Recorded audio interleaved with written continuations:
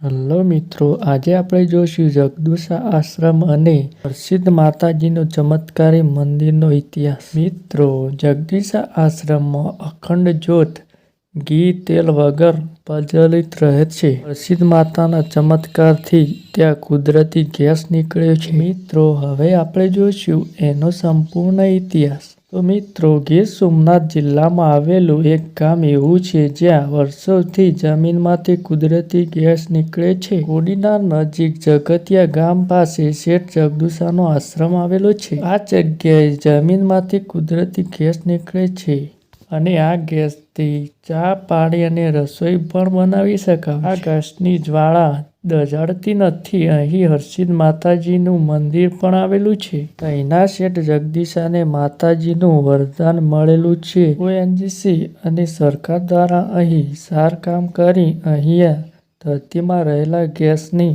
ક્ષમતા પણ ચકાસવામાં આવે છે। આ જગ્યા કોડીનારથી 15 કિલોમીટરના અંતરે આવેલી છે। આસપાસના લોકો તો આ જગ્યાથી વાકેફ જ છે, પરંતુ દૂરના પર્યટકો આ જગ્યાથી અજાણ છે। આ સ્થળ રમણીય અને આ જગ્યા પર્યટનિક તો છે જ, પરંતુ આ જગ્યાની વિશેષ ખાસિયત એ છે કે અહીં જમીનમાંથી કુદરતી ગેસનો ભંડાર આવેલો છે। વર્ષોથી અહીં કુદરતી ગેસ નીકળે છે। અહીં શેઠ જગદુશા અને હરસિદ્ધ માતાજીનું મંદિર આવેલું છે। નાનકડો આશ્રમ પણ છે જ્યાં સાધુ સંતો આવી રસોઈ શેકે છે। અહીંયાથી નીકળતા આ ગેસનો ઉપયોગ માત્ર આ જગ્યા પૂરતો જ કરી શકાય છે તેવી માન્યતાઓ છે। અહીંની જમીનમાંથી નીકળેલો ગેસ સ્ટોરેજ કરી બહાર લઈ જઈ શકાતો નથી। અહીં આ ગેસથી પ્રજ્વલિત અખંડ જ્યોત પણ જોવા મળે છે, જેને હિમાલયમાં આવેલા જવાહરલાલજી સાથે સરખાવવામાં આવે છે। ગીર સોમનાથના જગતિયા ગામે આવેલી શેઠ જગદુશાની જગ્યાએ ઉલ્લેખ પુરાણોમાં પણ છે। એવું કહેવામાં આવે છે શેઠ જગદુશા કર્ણનો અવતાર હતા।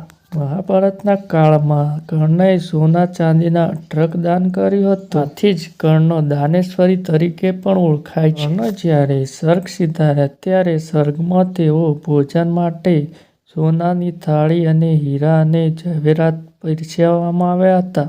ત્યારે કર્ણએ કહ્યું કે આ જમી કેવી રીતે શકાય? ત્યારે સ્વર્ગના દેવો દ્વારા કર્ણને કહેવામાં આવ્યું કે આપે આપના જીવનમાં માત્ર સોના, ચાંદી અને હીરા જવેરાતનું દાન કર્યું હતું, તેથી આપણને અહીં પણ એ જ મળે છે। હે અંગરાજા કર્ણ, આપ ફરી વખત પૃથ્વી પર જાઓ તો આથી બીજા જન્મે શેઠ જગદુશા સ્વરૂપે જન્મ્યા અને પુષ્કળ પ્રમાણમાં અનાજનું દાન કર્યું હતું। એક સમયે કાળો દુકાળ પડ્યો। માનવ અને પશુ પંખીઓ ખોરાક અને પાણી વગર રડવા લાગ્યા। ત્યારે શેઠ જગદુશાએ પોતાના અનાજનો ભંડાર ખુલ્લો મૂકી દીધો અને અનાજ ભંડાર પણ ખૂટવા લાગ્યા। ત્યારે શેઠ જગદુશાએ હરસિદ્ધ માતાજીની કઠોર તપસ્યા કરી અને માતાજીને પ્રસન્ન કર્યા હતા અને માતાજી પાસે વરદાન માગ્યું। હરસિદ્ધ માતાજીએ પ્રસન્ન થઈને તેમને વરદાન આપ્યું।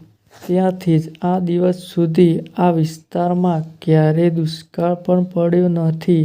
આથી જ આ વિસ્તાર આજે પણ લીલા નાંદેર તરીકે ઓળખાય છે। મિત્રો, આવો હતો હરસિદ્ધ માતાજીનો ચમત્કાર। તમને અમારા વિડીયો ગમતા હોય તો અમારી ચેનલને લાઈક, શેર, સબસ્ક્રાઈબ કરો અને કમેન્ટમાં જય હરસિદ્ધ માતાજી લખવાનું ભૂલતા જ નહીં।